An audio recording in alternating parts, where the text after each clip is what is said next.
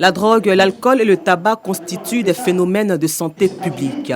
Et pour accentuer la sensibilisation, la Croix-Bleue, centre spécialisé dans la prise en charge des personnes victimes d'addiction, a convié la presse et les acteurs de la société civile à un atelier de formation. Nous permettent de communiquer avec le public, nous permettent de communiquer avec les scientifiques et les experts dans ce domaine-là, pour aller vers la population, leur apporter l'information juste, l'information vraie, et aussi les sensibiliser à être conscients du danger que cette population court si elle n'y prend pas garde.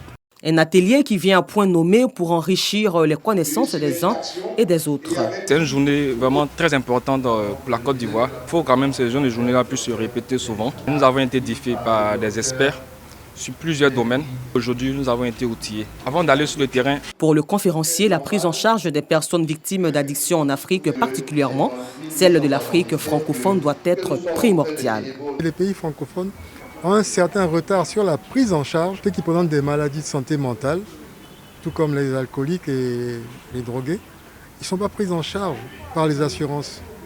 Or, c'est des patients qui coûtent cher. Je pense que c'est l'unité qui pourra nous permettre de faire des avancées dans des bonnes prises en charge globales comme le veut l'OMS. La Croix-Bleue est présente depuis 1930 dans le paysage sanitaire ivoirien. Elle est spécialisée dans la prise en charge des personnes victimes d'addiction.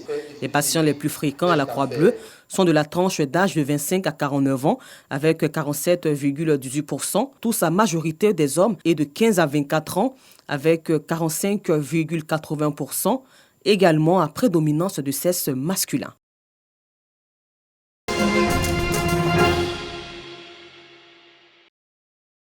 Le dimanche 26 septembre dernier s'est déroulée la deuxième édition de l'Enfant musulman à Dabo, organisée par l'ONG Cœur Pur. 117 élèves musulmans issus des écoles confessionnelles de la ville ont bénéficié de kits scolaires des mains de Maître Mel Hyacinthe, parrain de l'événement qui se dit fier de soulager les établissements islamiques et surtout les parents. C'est tout à fait normal que nous puissions prêter notre appui à ces personnes-là qui n'ont pas trop les moyens de pouvoir subvenir aux besoins de leurs enfants. J'ai accepté de parrainer cette cérémonie pour permettre à ces enfants-là de bénéficier de kits scolaires. Une initiative de l'ONG Cœur Pur avec à sa tête sa présidente qui avait à cœur de valoriser l'excellence et démontrer la maîtrise de l'islam par les enfants. Ils ont un potentiel qu'il faille faire ressortir aux yeux de la population pour que les gens se rendent compte que nos enfants sont intelligents. Ils maîtrisent bien et le français et l'arabe et ils sont parmi les meilleurs élèves de leur classe.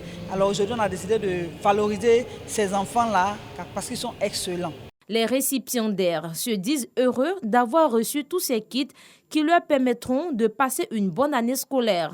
Nous sommes heureuses parce que ça fait moins de dépenses à nos parents. On remercie M. Maître d'avoir donné ces kits à nos frères et sœurs. Vraiment merci. Privilégier et encourager l'éducation religieuse de tous, ce sont les objectifs que s'est fixé l'ONG Cœur Pur.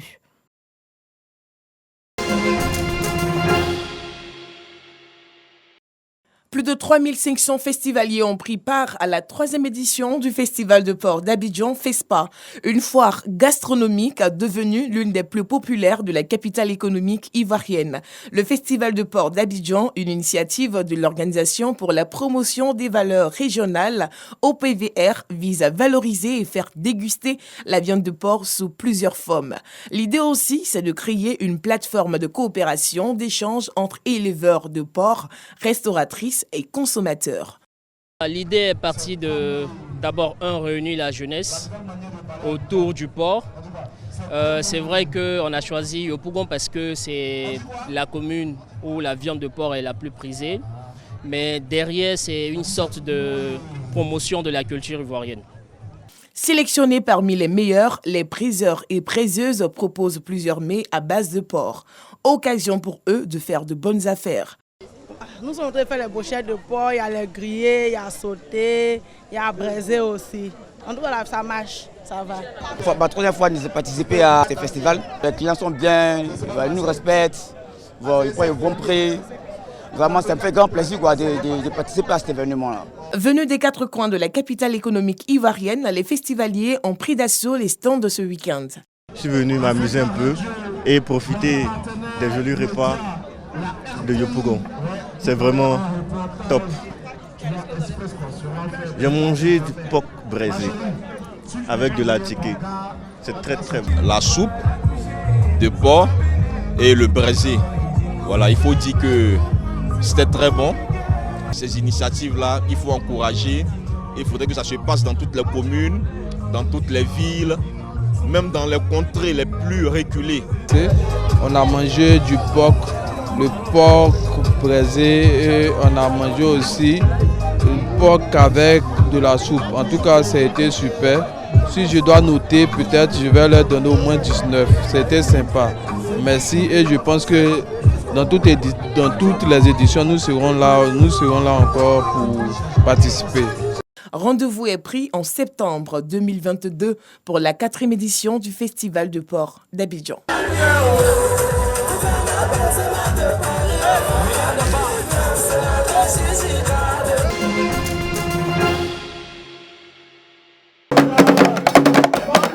Kwaku Umbra, désormais Nanan Moulou II, le nouveau chef du village de Kouebo dans le département de Toumoudi, a été officiellement intronisé le samedi 25 septembre 2021 lors d'une cérémonie solennelle. Madame Goudou Raymonde, présidente de la cérémonie, a salué une mobilisation exceptionnelle des fils et filles de Kouebo, tout en exhortant à l'union et à la cohésion sociale afin de maintenir le cap du développement du département de Toumoudi.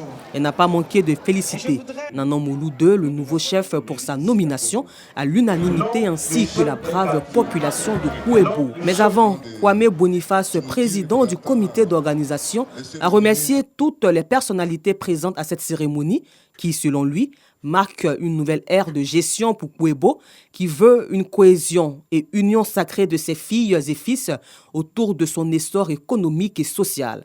Pour le doyen des cadres du village, Ondo Honoré Kouebo, vient de loin et vit ce jour mémorable grâce à la force conjuguée de tous ses fils et filles. Il a également énuméré une liste de doléances au nombre desquelles le bitumage de l'as Kouebo Moronou. La cérémonie d'installation solennelle était placée sous le haut patronage de Jano Aousou Kwadio, président du Sénat, le parrainage du général Diomandé Vagondo, ministre de l'Intérieur et de la Sécurité, la présidence du Dr Raymond Goudou Kofi, ministre gouverneur du district autonome des Lacs, et la coprésidence de Amédée Kofi Kwaku, ministre de l'Équipement et de l'Entretien routier, et de Nanan Nguesambangui, chef du canton Ngban. Kwaku Umbra, dit Nanan Moulou II, est un instituteur à la retraite. Issu de la lignée de chef, il a été nommé à la tête du village de Kouebo depuis le 5 août 2021 par arrêté préfectoral, faisant de lui le 7e chef du dit village.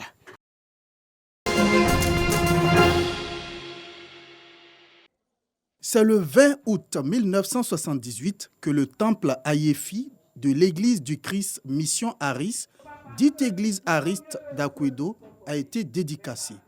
43 ans après, les fidèles de cette église rendent grâce à Dieu pour ses bienfaits. Nos parents et nos grands-parents, la première fois lorsqu'ils ont accepté de se défaire de leurs fétiches et de leurs idoles à Brésilville en 1913, ils se sont donc servis des lieux en paille. C'était la première. Et de par l'abnégation, ils se sont donc servis d'un lieu qui a été bâti en terre, c'est-à-dire en banco. Aujourd'hui, force est de reconnaître, de par leur courage, qu'ils ont, de par les structures modernes et architecturales, un bâtiment avec cet édifice qui nous reçoit aujourd'hui. 43 ans dans la vie d'un individu, c'est énorme. De surcroît, une église, nous ne pouvons que remercier Dieu. Dieu lui rend grâce pour cela. Ce temple est le 5e temple.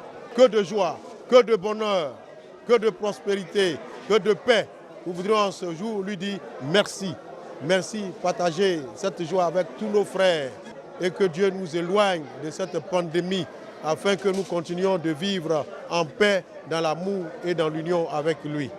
Lors de ce culte d'action de grâce, des prières en faveur de la paix ont été dites.